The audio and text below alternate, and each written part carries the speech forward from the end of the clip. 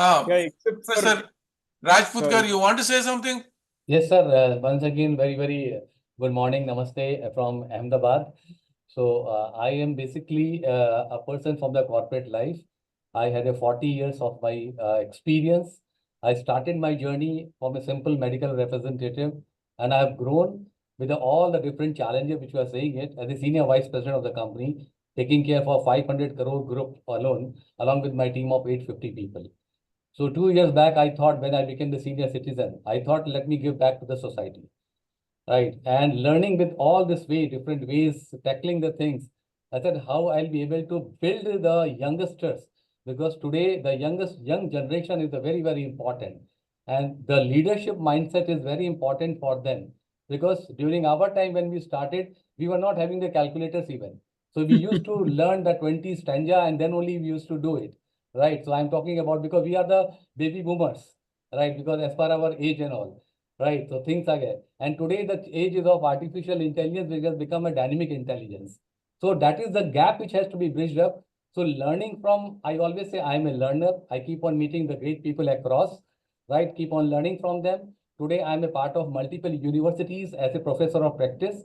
Till today, in 4 years of that time, I have given my talk to 55,000 students for bridging the gap between the academia and the industry, and almost more than 12,000 of the educators I have felicitated, more than 500 leadership talks I have given. I'm very happy that I've been a part of such a great organization. Thank you to Naveen, because he has sent his book. I have written one of two books actually. One is The Leaders with Ladders, which has become the Amazon bestseller. And the second book is in that same series, which is The Leaders for Transformational Leadership, because that's what we have learned about it. And everybody is a leader in their own domain, and everybody has seen the challenges. But the people who have turned out the challenges to the opportunity, today we are here and we are able to listen. So that is all about it. A small life. Let us contribute. Let us build the people. That is very important. Learn from others. Share to others. That is Yeah. all, Yeah. sir. Thank you. Thank you very much. Wonderful. Naveen, take over. Start. Yeah, sure. So first of all, good morning and good evening, everyone. Thank you so much for joining our this month's webinar.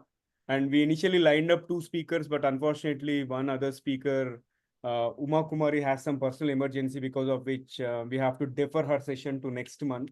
And however, we are pleased to have Sabyasachi Datta, who will be the solo speaker for today's webinar. And we have an interesting topic lined up with him. And the topic is leading with empathy. And before that, I'll give you just 2 to 3 line introduction about Sabyasachi Datta.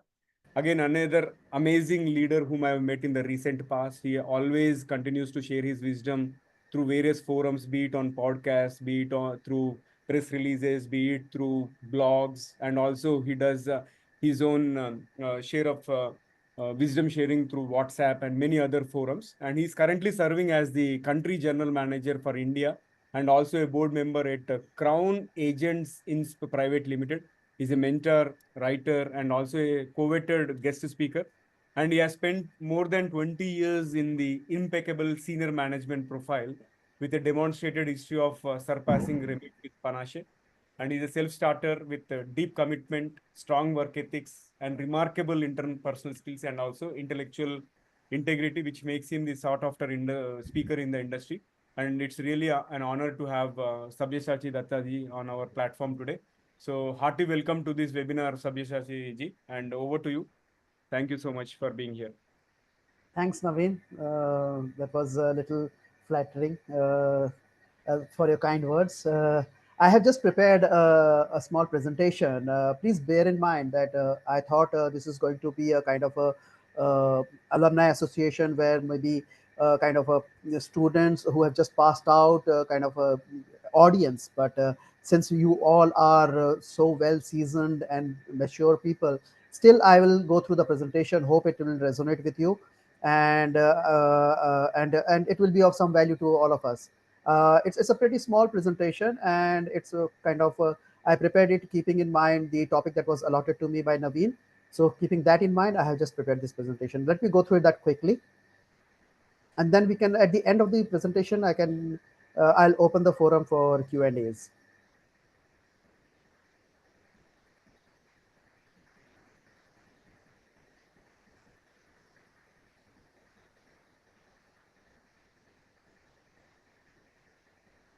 You stopped, Andy, again. Oh, yeah. Yes, sir. Yes, sir. You are right, sir. You just put that mark on that cup which is there. It will be full screen. Down, sir. Yeah, this one. Last one. After notes, there is a, yeah, this one, sir. This one. Yeah, go down, sir. Yeah, there's a cup is there.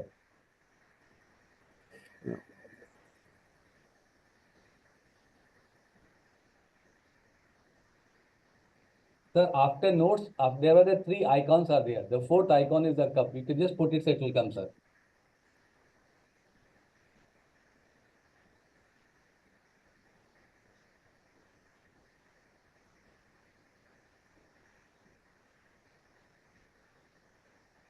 Yes, sir.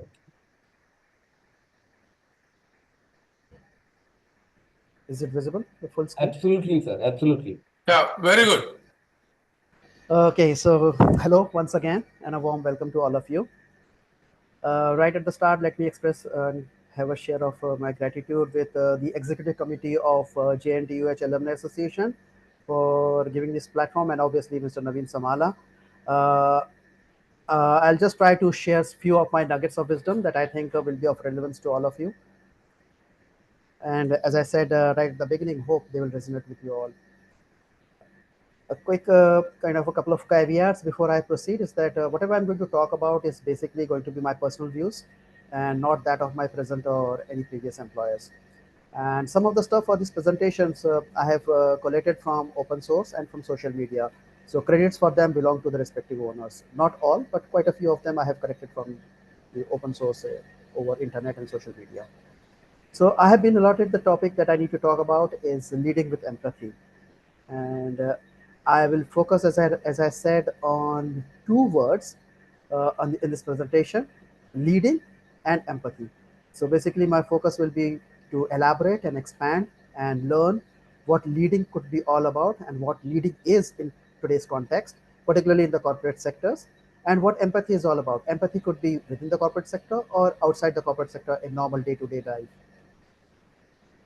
Let me go into leadership as a kind of what we have studied in our books. The first theory on leadership was propounded by Mr. Kurt Lewin, and he said he studied different leaders, and he found that leaders exhibit three styles. They are authoritarian, they could be delegative, or they could be participative.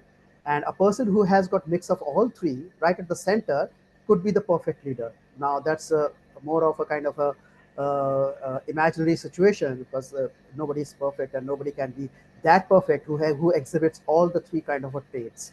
So this is what the theory was, and this was propounded long ago in 1930s. So as you can well imagine, an authoritarian leader is one who kind of dictates and who wants what he wants or who wants what he or she wants. So it's a kind of a top-down approach, and the expectation is I say this, you do that. So something like that. So that is what an authoritarian leader exhibits, and we have seen plenty of examples. Maybe not in the present context, not in the world that we live in today, but definitely in the past we have experienced a lot of authoritarian leaders. The other one could be a delegative leader, a leader who kind of just as you can see in this picture is just whistling around, and he has let everything to be passed on or delegated to the people who are a step below to him, and he expects them to do all the job, and he may finally be just be the assigning authority and taking the credits. So that's a kind of an extreme one who's a delegative leader. But the best one, as the picture suggests, is a participative leader, a leader who takes views from the team and then he adds his own view to that. And then we arrive at a consensus and the final scenario is evolved and a kind of a decision is taken. So that's the kind of a participative leader trait what we have understood in last 60, 70 years of studying the business environment. So one who has a high level of control is definitely an authoritarian leader. One who has got extremely low level of control and lets go of everything out of his hand or deliberately does that is a kind of a delegative leader. But in between, someone who obviously, as in life also, we should always try to approach a middle path, is the one who is the participative leader. So that's what the leadership was thought of initially about 70 years ago. And over the years, as I said, as time has passed, This leadership traits and or the styles have got modified and got subdivided. So we have got adaptive leader, we have got coaching type of leadership, we've got democratic type of leadership, inspirational. Servant leadership is one that is very much followed these days. In fact, I have written quite a lot on servant leadership. I personally, if you ask me, I believe a lot on servant leadership and how servant leadership has taken or become more center stage today in today's world. So these are kind of a leadership styles that have got finally much refined. And today we have got these 10 different types of leadership traits. One thing that I have understood while talking to particularly younger generation is that they think that leadership, like swimming, it cannot be learned or reading by books. We have seen people read books after books, and they think that reading books, they will try to gather the leadership traits in them, and they will mature and become a leader tomorrow. It's not that easy. It's not that simple. So you cannot become a leader by reading a lot about it. However, you can become a leader if you inspire your teammates by telling them how amazing, not by telling that how amazing you are, but by telling them and showing inspiring them how amazing they are. So if you focus more on the team around you instead of focusing on solely on yourself, that is how you inspire and you make your team respect you as a leader. I have also often come across a kind of a standard question that how does a manager differs from a leader? People mix up this two, and often people thinks that a manager, if he grows and if he puts in the ages, say a decade or so in the corporate world, he will evolve into a leader. I don't say that it doesn't happen, but most of the time, a manager may not become a successful leader, and oftentimes we have seen people grow to a certain level and then after that their growth stops. So here's a very nice quote by Steve Jobs which says that management is about persuading people to do things they do not want to do. Sorry, they do not want to do, while leadership is about inspiring people to do things they never thought they could do. So this is a very subtle difference where a manager differs from a leader. Let me talk about a little bit more about leaders. This is a slide that I picked up from internet, and I found this very nice. It's basically it has done broken leaders into a kind of an acronym, and it says that what all a leader should have. He should have a very good listening skill. He should show empathy. I'll talk about that more later. He should have a positive attitude. Absolutely, it's a no-brainer that a person with a kind of a negative attitude cannot succeed as a leader. So he must have a positive attitude throughout his life, and he must demonstrate a determination and grit. If you come across, if you're a leader and if you come across a kind of a tough situation, and if you buckle down under pressure, then you may not be kind of respected as a strong leader. So you need to demonstrate your determination and grit, how strong those willpower or steely you are inside. That's very important that I have understood, and I take that as a personal trait in me also.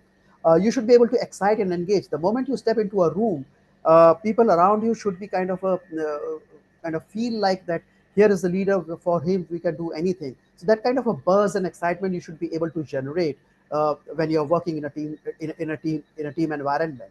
You should be resilient. Obviously, there could be tough and bad days. Then how do you overcome those? It's your resilience that helps you come out of those tough scenarios. So you should be resilient. It goes without saying. And obviously support. When you're working in a team environment, not everybody will be at the same level as you might think. So some may be at 80 level, some may be at 60 level. So how do you bring a person who's at level 60 to take him to level 80, 85, 90, 95% stage, where you want everybody to put in their best for the success of the team. So this is kind of in short, different traits that a leader should exhibit at different times. Now, what are the inherent qualities? If you think that you are a leader, but if you don't exhibit these qualities through your actions, through your attitude, through your behavior, the drive that you exhibit, how much empathy do you have for the team? Do you set your own example to let the team emulate that and learn from that example? And obviously your integrity, that's very important. You cannot be kind of a person with low integrity and think that you will be respected as a leader. So this is in short a kind of a overall persona a leader might have and should have, I would say, so that the people around him take as much inspiration from him as possible. So you cannot say you cannot be a bookish person who will talk about lot many theories, but when it comes to implementing them on field at ground zero level, you run away from that. So you cannot lead in that scenario. You have to get your hands dirty. You have to set an example. You have to lead from the front, as they say, and tell the world this is what this is how it should be done. This is how it needs to be done. This is what I'm expecting out of it.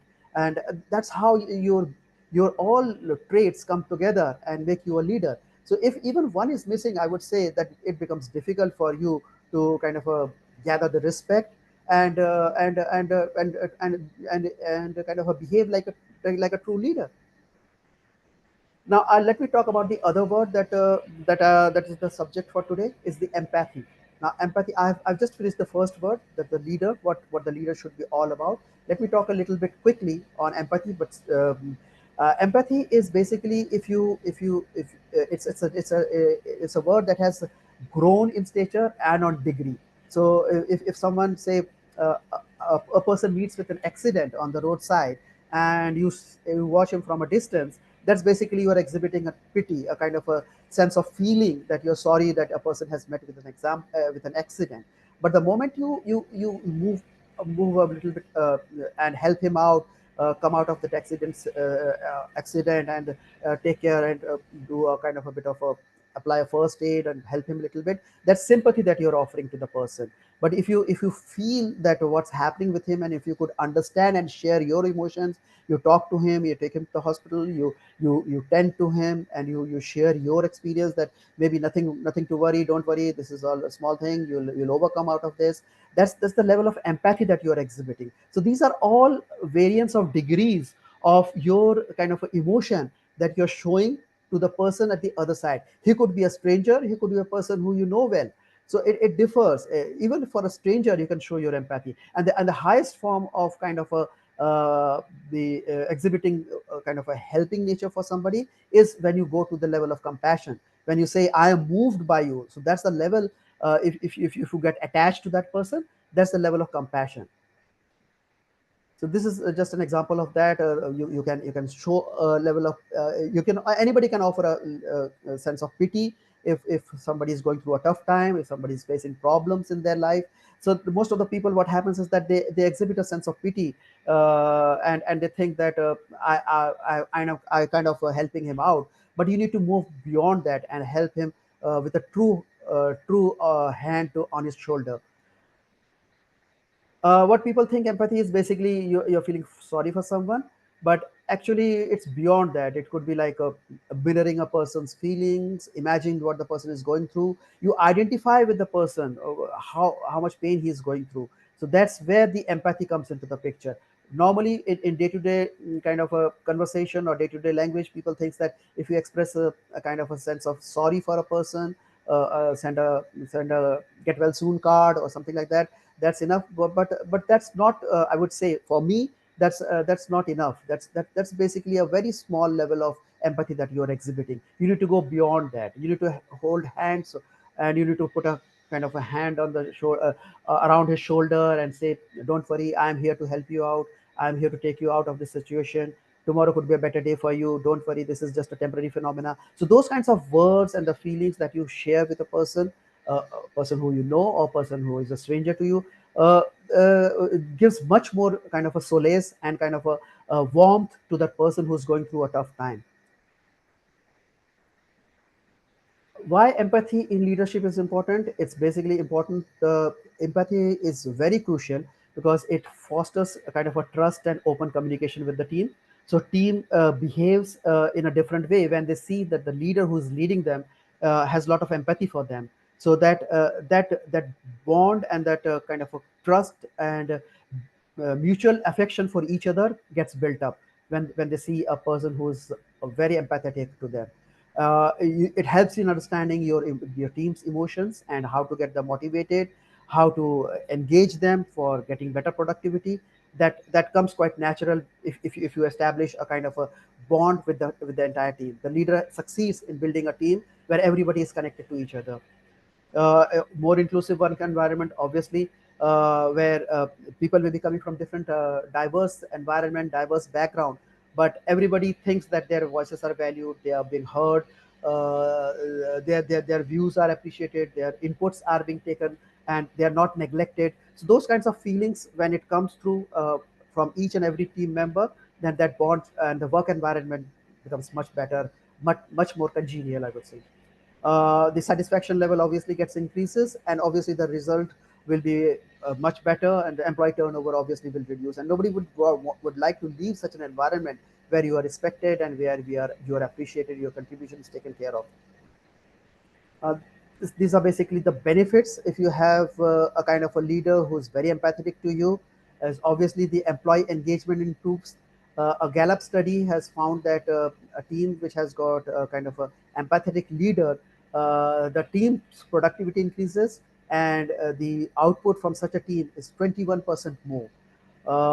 Obviously enhanced communication, if you have a very transparent leader who listens to you, who understands your views, who gets to know whatever your inputs are. So in those scenarios, rumor mongering or people saying bad thing behind your back, those things reduces because the moment you hear something which is not kind of good for you, you can immediately kind of counter that and have a kind of an open conversation with your leader, and you can say, hey, did I heard this about me being told in the team, is that true?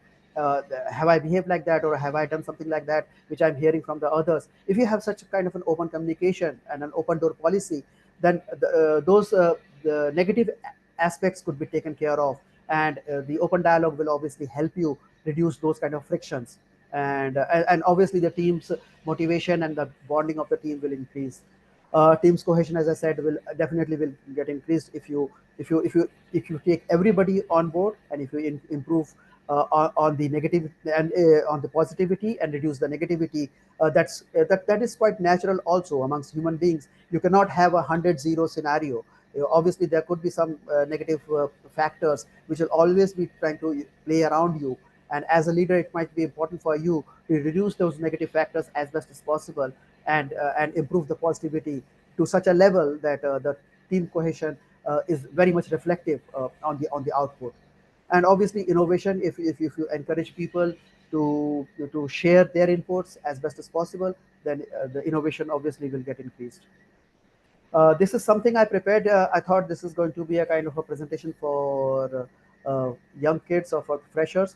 So these are some of my life mantras that I have always found to be very, very helpful for me. Is that as you age, the first one is, as you age, you are bound to lose friends.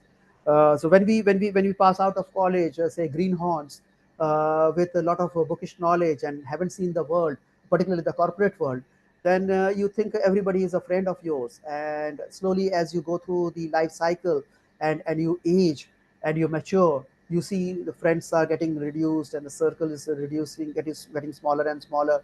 So which is quite normal, and you tend to lose so-called friends, which may not be actually friends, they may only be acquaintances. So for freshers, I have found that they tend to feel that they are getting lost, their friend circle is reducing. So this is quite natural. So I feel that if you lose friends, there's nothing to worry, because you need to have only a maybe handful of very close friends who could be one to share with every good, bad, and ugly kind of a scenario if you have in life. So that should be enough for you. That's what I feel. The other one could be that don't overthink. That's a very negative trait. I used to think when I was kind of 20 years younger, I used to overthink a lot, but I have later found that it's a wastage of time, and it clogs your mind. You lose your sleep by overthinking. So at times you need to say, okay, thank you, this is what's happening, fine with me, but let's go ahead. Tomorrow the sun will rise again. So those kind of traits you need to kind of get built into you. You will never succeed in pleasing everyone. It's a very hard one. I have learned in life that I'll never be able to succeed in pleasing everyone. I know I'm going to give my best, and if it makes people happier around me, fine. If somebody still criticizes me, that's fine also with me. Comparison is joy killer. I strongly believe in. I never compare myself with anybody else who's running faster than me, who's scaled new heights. Fine with him. Where am I? I'm fine with myself. I compare only myself what I was, say, a couple of years ago, where I was 2 years ago, where I was 5 years ago, where I was 10 years ago, and what could be, where could I be in next 5 years time. So that is what the comparison should be, and that is what I believe, and that's what matters to me as a person. Some of the life's most powerful lessons I have learned through rejections, particularly when you feel that those were not fair, those were unfair rejections. Yet you do come across these kind of rejections in life. So how do you kind of take them in your chin and move ahead and say, okay, fine, that's a rejection for me, which I feel is unfair, but there must be something that I could learn out of it. And that's what I and a statement that is there in my office, which is very strongly displayed in my office room, is keep learning, keep evolving. That's a strong statement that I have always followed, and I have always believed that every day is a new day. You need to learn something or the other, and there are plenty of opportunities where people will teach you different lessons, good, bad, and ugly, and those learnings are only going to help you down the line in your life, and they have definitely helped me personally, if you ask me. And persistence is everything. I believe, never give up. That should be the trait in you, that come what may, if I have decided I need to do this or I need to achieve this, I'll give my 100%, and even at times maybe more than 100% to achieve that. And that will only come if you have this trait of never to give up. That's all from me. Thank you very much, and I'll be open to Q&A if somebody wants to. But I'll prefer this to be a kind of a two-way conversation, so that would be much better. Thank you so much, sir. We appreciate your time and sharing your wisdom with us. So if you could kindly share this PPT so that our audience will benefit from it. Definitely a lot of Sure. groundwork has been done and put together a lot of good things that people can really use in their life. Thank you so much. Definitely, sir. Sir, Sabyasachi ji, I have a question.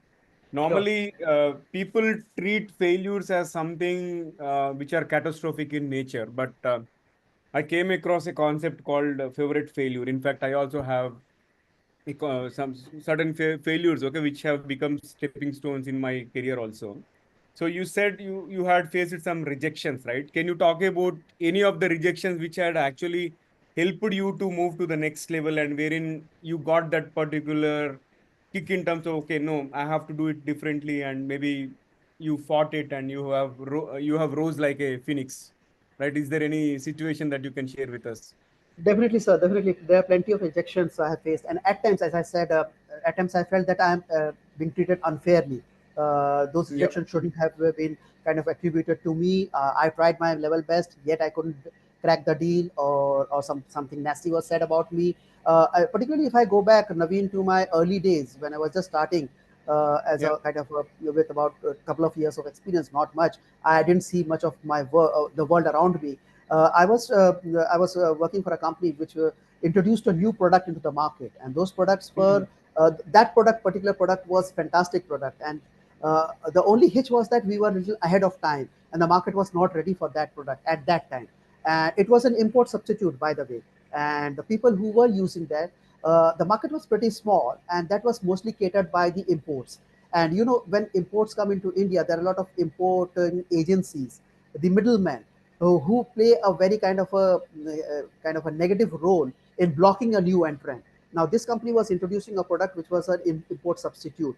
So what happened? My product was not bad, and neither was my efforts. My efforts were 100% sincere. Yet I was not able to succeed crack the deals. And it was a very big company. I would not like to take the name of that company. Yep. Yep. And it was headquartered in Calcutta, and I was just starting my Eastern Zone. I was the head of the Eastern Zone at that time, operating out of Calcutta. And being a Bengali, I was given this task to start the Eastern Zone operation. And this company was headquartered in Calcutta, and a very big buyer and very reputed company. But the purchase manager was kind of a hand in glove with the importing company and the channel partner. So my product was rejected. I was termed as a failure. My seniors got negative report about me from the market, and those things depressed me a lot. And I felt extremely treated very unfairly by these people who formed a kind of a coterie, and they were blocking my products to get introduced into the market. So what I did, Naveen, out of that, the learning was that okay, I faced failure, which was a kind of a I felt was not the right way to reject, even without trying my product. There was Yeah. so much kind of a beholden with the imported product, that they were not even giving me a trial.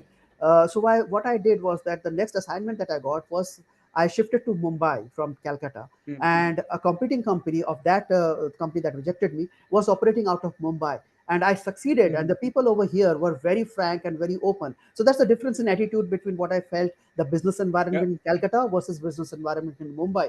They immediately accepted, and I was offering a free sample for them to trial out. So what's the hitch if I'm offering a free sample for you to try? And I got a very easy buy-in from them. They tried my product. It was pretty good. It was an import substitute.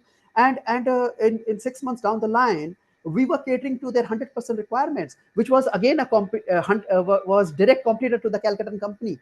The Calcutta company was still buying and importing product, the same product which was available locally, and the Mumbai company was buying from me, from that company. So within a duration of say 7 to 8 months time, Naveen, what I succeeded was that a kind of a failure. I was branded a failure. My product was not good. The guy is not good. The guy cannot sell. And over here, you see the guy has succeeded in cracking a deal in 8 months' time, only just because the environment changed. So that was a very good learning experience for me. Sorry, I could not take the name of the company I was working for. Sorry, I that could is not take fine. the That name is of the absolutely product fine. I was selling. But it was 100% import substitute. And slowly down the line, as times changed and with the customs duty getting increased and the price differential become minimum, they more or less everybody shifted to domestic products. So that's a success Sure. story for me in a way. Sure. Thank you.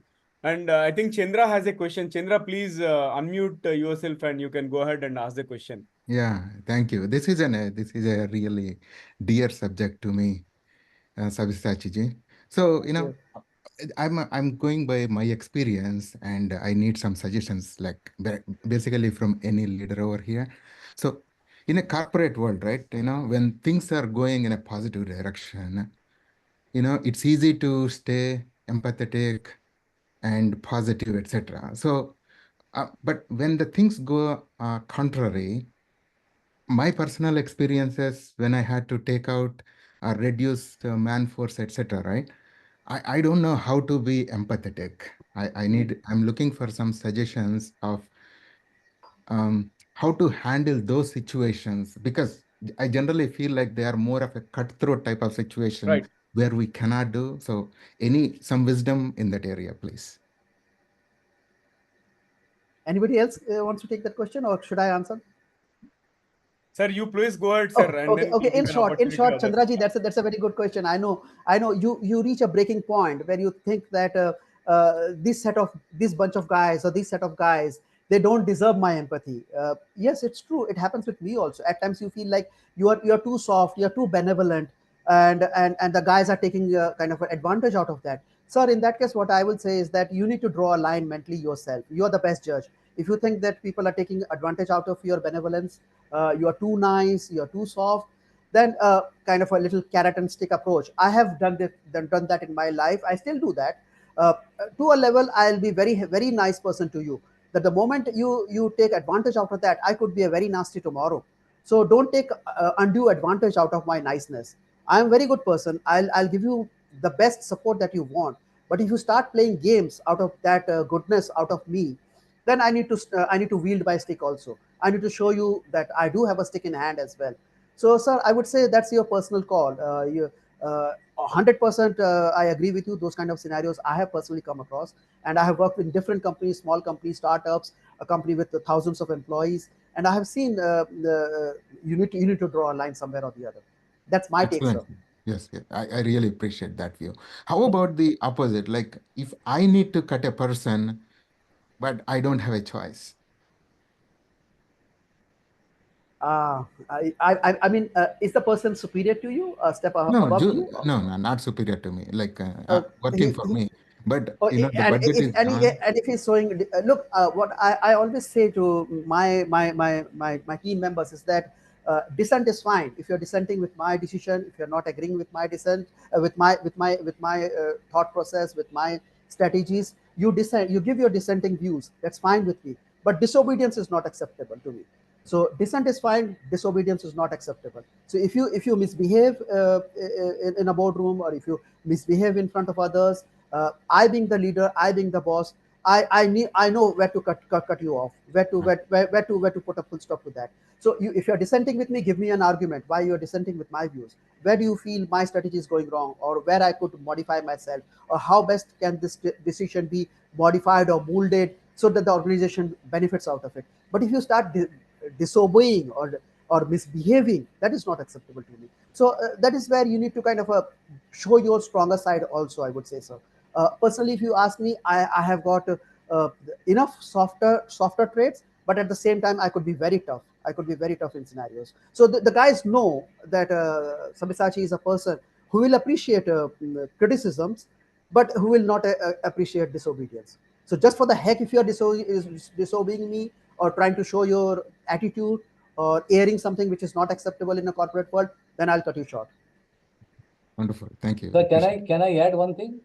Sure, Datta sir. Please, Sure, please. sir. So what you said is correct, because being in the corporate world, when we used to launch a division or the brands and all, right, in the pharma industry, the people like general manager and vice president who were reporting to me, they used to have a different type of feeling. It happened because everybody is mature enough. So I personally feel, not personally feel, what I used to do it, I had a separate conversation with them. This is the way that we are going to plan, so that there should not be any rift in the boardroom. There should be a completely synergy there should be there. And what is their logic, why they are not able to accept it? If they are not able to accept it, what is the repercussion is going to happen? And how the five people are talking about it. So what Mr. Gowda sir, what Ms. Jagan, no, not Jagan, Chandra Gowda sir has asked, see, it is going to happen. The people will not agree to you, but it is saying is today in the, what Datta sir has said about the empathetic leadership. Today that part is going to work, because one-to-one conversation can make the person understand the thing, why it is required. Today what we say is that you cannot change the word, but you have to change the style of the leadership, which is basically required. So ultimately, the work is how to make the things happen, which is very important, right? Ultimately, the goal is, because we all are taking care for that particular point of goal, which has, everybody should be synced in that, and that is the basic role of the leader. Because I always used to say, sir, I take one more minute. A leader should be like this: when you are sitting in the boardroom and we are discussing with the people, right? A person from the outsider comes and see, he or she should not be able to differentiate who is a leader. That is the way that we have to build that leadership, which is very, very important. And believe you me, in my total this career of that, by taking care for 500 crore, that entire multiple division, that's what I have learned, and that's what I have built. And it is a history in the pharma industry that during time of Corona, 38 months, my all the divisions, my all the verticals which I was taking, they have achieved the target, which was never ever happened in the pharma industry. It was the complete thing what you said, empathetic leadership has worked. Listening, conversation, understanding, empathizing, and making the things happen. Yeah. Thank you, sir. Wonderful. Wonderful. Thank you, sir. I really appreciate the views. I learned a lot now. Sir, I have one perspective when it comes to this reduction in force. Since I've worked for a company like General Electric, which was very good in terms of, I would say, producing exemplary leaders for the world. And at the same time, it was also, on the contrary, it was also good at reduction in force. So I worked there for about 11 years. And afterwards, what happened is every now and then we used to undergo some restructuring or acquisition, some merger or something, and which impacted the workforce. And typically what they used to do, like any other company, if you are a 4 or 5 rater, then you will be retained. Whereas if you are 3 or below, then probably you'll get impacted. But one of the great things one of our leaders has done, okay, his name is Bhumi Balasubramanian. So he took the charge as a Hyderabad site leader, and we were about 450 people. And he was given a tough task, saying that, okay, 100 people have to be removed. You know what he did is, of course, his role also got impacted. But what he did is, of course, I accept whatever the decision that leadership has taken, but I want to make sure that all these 100 people are placed somewhere. And he struggled very hard, and he made sure that all these 100 people got placed with some consulting company. Okay, and after that only he has quit the organization. That is an exemplary leadership situation that I came across. And afterwards, what I did is, as and when I started switching some organizations after GE, I started working with small companies. Like GE was a $232 billion revenue company. And after that, I joined a company called CDK Global, which was kind of $2.4 billion company, roughly 1/100th of what GE was. And at that organization, when I joined as a program manager, and after a year passed by, and later, again, similar thing happened. Okay, people at my level, manager and senior manager, director level, what they did is they said, okay, this RF is going to come into picture. I said, keep quiet. Just keep quiet. If something has to happen, it will happen. But all you have to do is find some internal sponsor, right? If you're good at maintaining some relationship within the VP level or some senior management level, definitely you'll find an opportunity.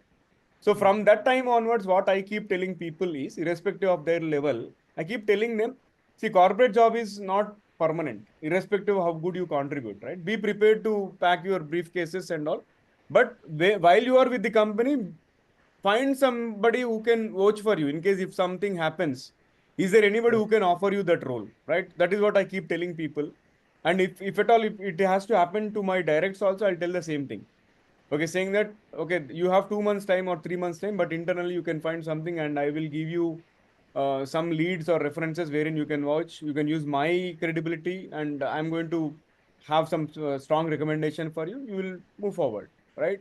But as a leaders, we should build everything, saying that, okay, we should have them prepared for the worst so that they can perform when the best situation also happens. That is my 2 cents. Of course, I have limited experience compared to all the stalwarts here, but I thought I would like to share with you all.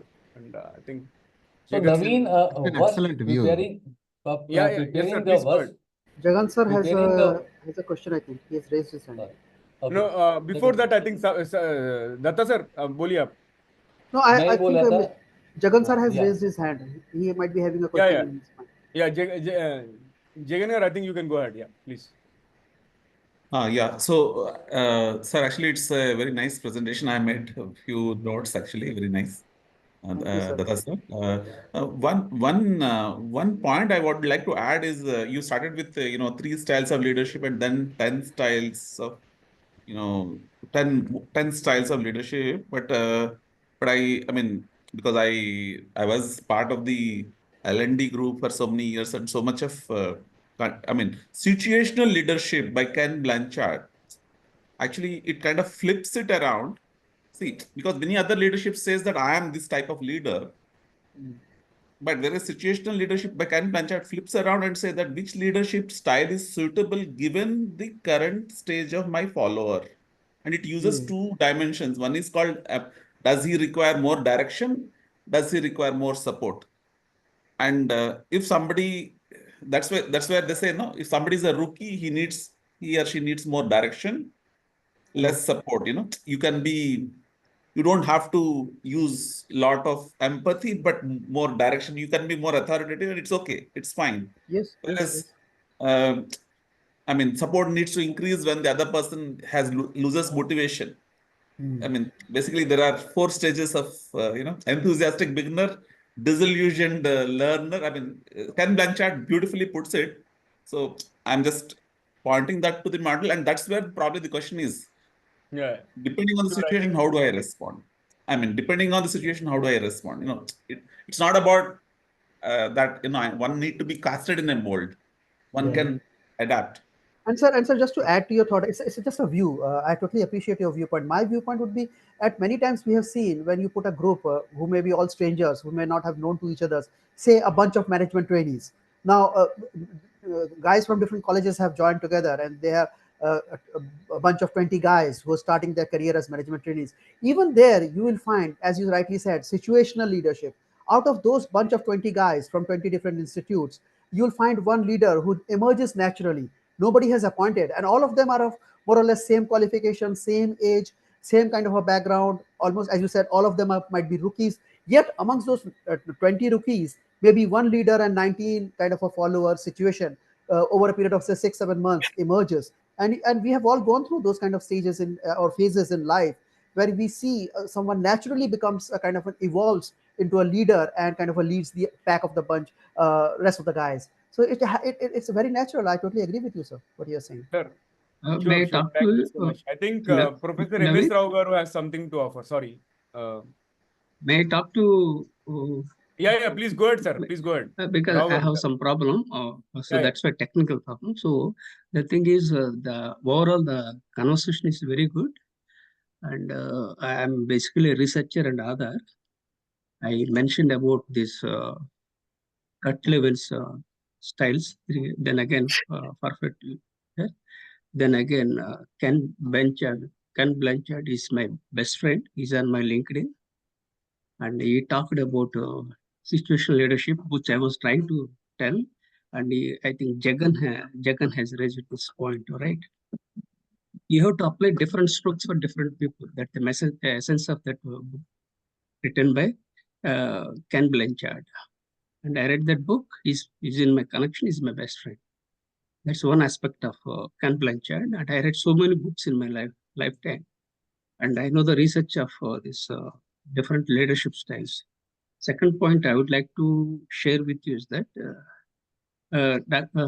Philip Kotler, who is known as father of modern marketing, is my best friend. He has written a foreword for my book titled Soft Leadership, Introduction to Leadership. So these kind of great people are with me, and with my connections. So I'm very happy that I'm sharing my views with them. Of course, I know many big people. I'm not able to speak because of the health challenges. Okay, Marshall Goldsmith, all these kinds of great leaders.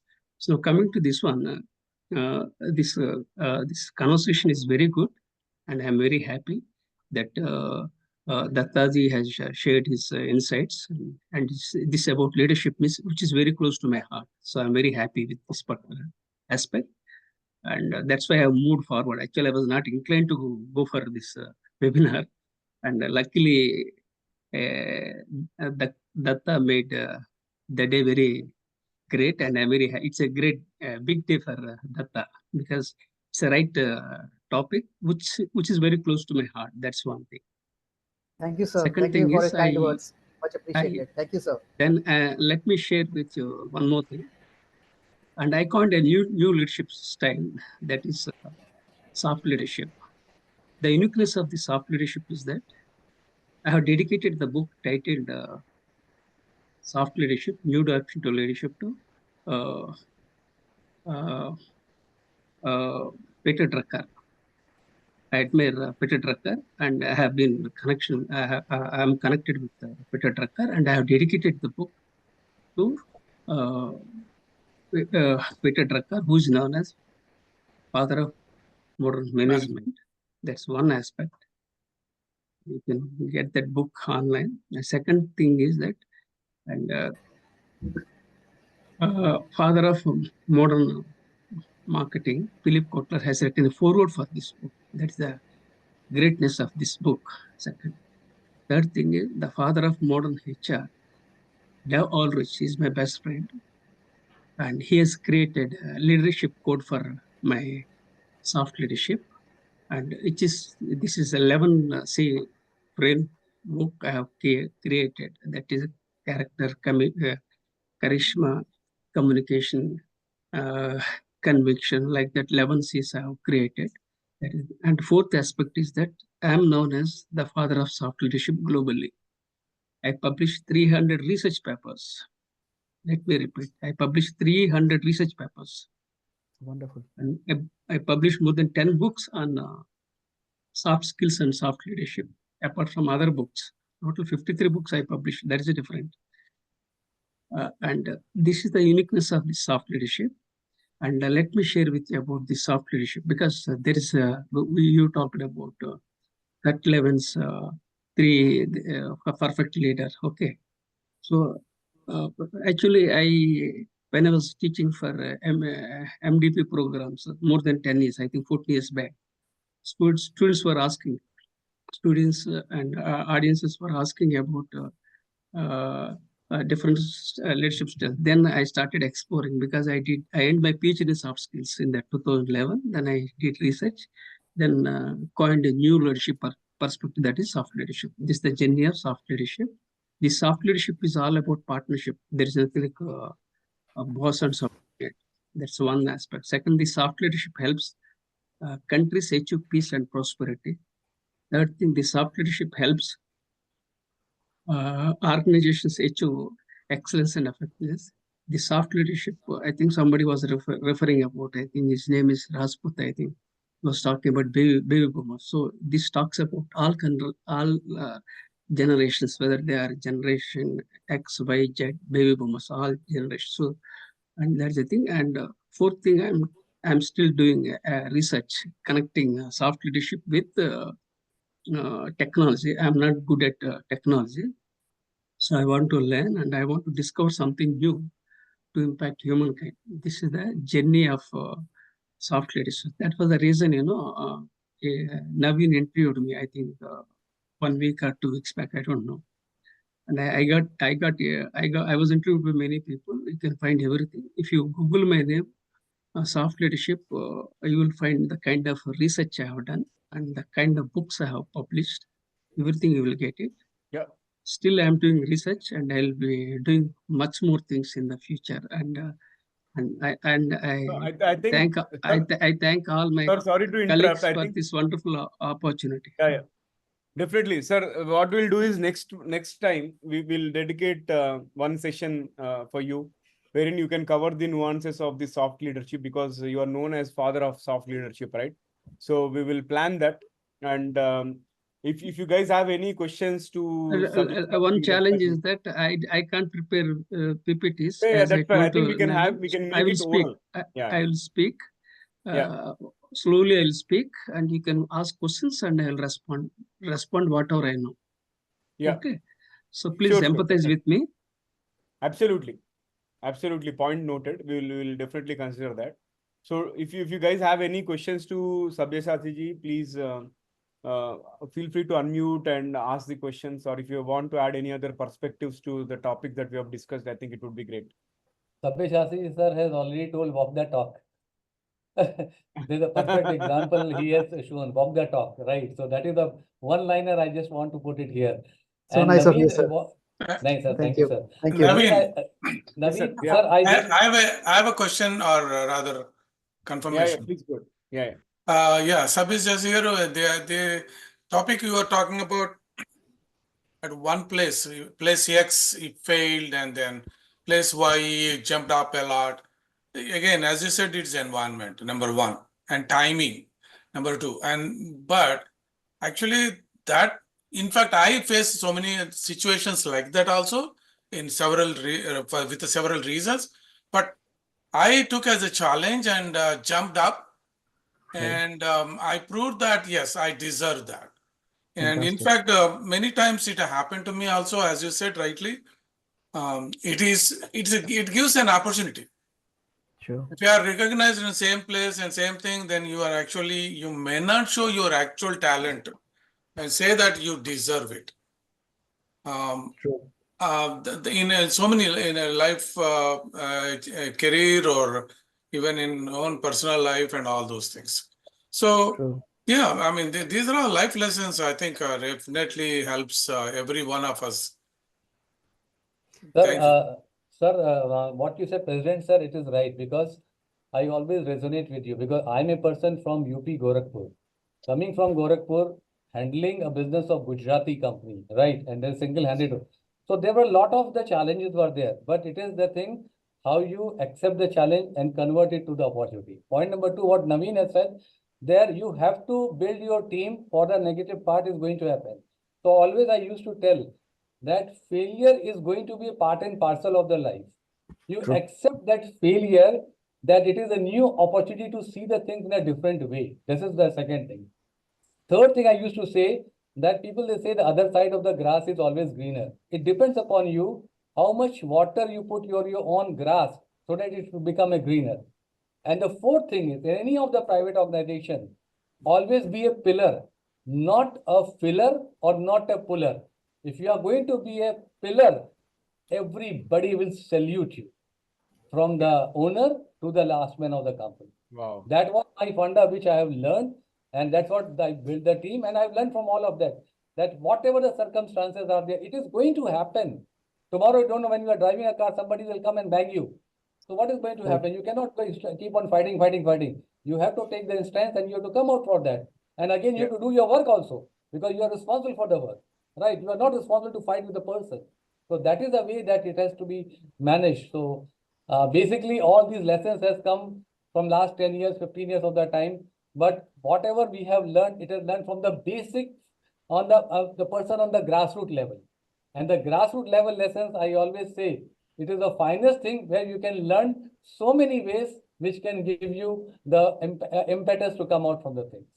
And that's what I was listening from Datta Saab. I was listening from Professor Rao. Jaganji was talking about his experience and all. What you said, President Sir, that you have seen not many challenges. The thorns were there, means there were a lot of there, but you have changed it. So that is all about it. So thank you so much. Thank you from my side. So with that, if you don't have any questions, probably I'll hand it over to Kumar Rani Garu to do the vote of thanks. Wonderful, let me- actually. Anybody let wants to me- say something? Rao sir is yeah. saying something. I'm very happy with Go ahead. all my colleagues. And one thing I learned from all our colleagues is that you have passion for continuous learning. That's the greatness, irrespective of the age. Of course, age is just a number. I don't believe in this age factor, but all people from different age groups, still you are craving for something, to acquire something and sharing with others. So I express my gratitude to everyone, especially to my Dada. Dada means Dattaji. Wow. Thank you, sir. Thank you. Much appreciated, sir. Dattaji, you have gained a lot of followers, lot of fan following today. I call Dada. Sir, Dada. much appreciated. I love it. With all my humility, so nice of you for those kind words. Thanks a lot, sir. And second thing is that this Rajput is from Gorakhpur, and I was in Gorakhpur Air Force Station, and I was an American Air Force veteran, and I visited Gorakhpur, and so bulldozer Baba we call it. Okay, don't get angry with this conversation. I call bulldozer Baba. Okay, Naveen, thanks to you and for this opportunity. For everyone, I am grateful to you. Express my gratitude. Jagan, Mantaji, thank you for this wonderful opportunity. I think Haryana is the brain behind everything that we are here. He is the reason, and also Kumar Rani Garu, all the executive leadership team, because that is how we got connected, and forever I think we are indebted to them. Hari, you want to say something, Hari? Yes. Thank you, Naveen. You've been the torchbearer for this webinars for quite some time, and I happened to meet you in Dubai, and I saw your leadership. And immediately I said, Naveen, can you lead us in this direction? And you accepted it and made it a very successful and looking forward to kind of event every month. And you bring new perspective, new leadership, new ways of dealing with situations. And today's is an example. Thank you and God bless you. And sorry, I missed to meet you in Hyderabad, but I'll be coming again. Thank you. We will, yes, we will meet again. So look forward to our next leadership. And thanks to Sabyasachi ji for taking the time to share your wisdom with us. It's a wonderful session, and look forward to Professor Rao's leadership next time whenever that is convenient mutually. Thank you so much. So with that, I take privilege saying that Dadaji, thank you very much. Thank you. Thank you again. Thanks a lot. Excellent. And to Rajput also.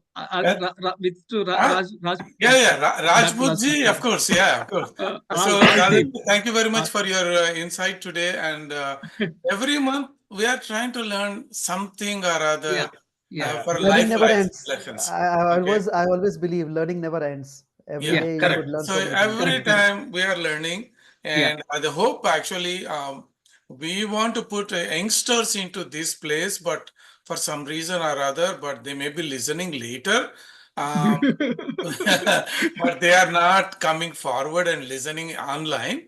Because I wish I would have known all these things when I was in 20s and 30s, when I was growing in my career, but I didn't.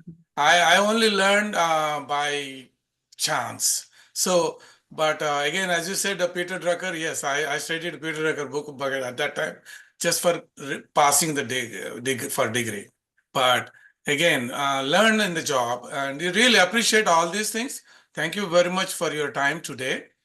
We have enough time today, actually, luckily, since there's another person is not there, and we are really, hey, Naveen, thank you very much for your coordinating our speakers. And thank you for everybody's contribution, Professor M.S. M.S. Rao Garu and P.K. Rajput Garu and Jagan.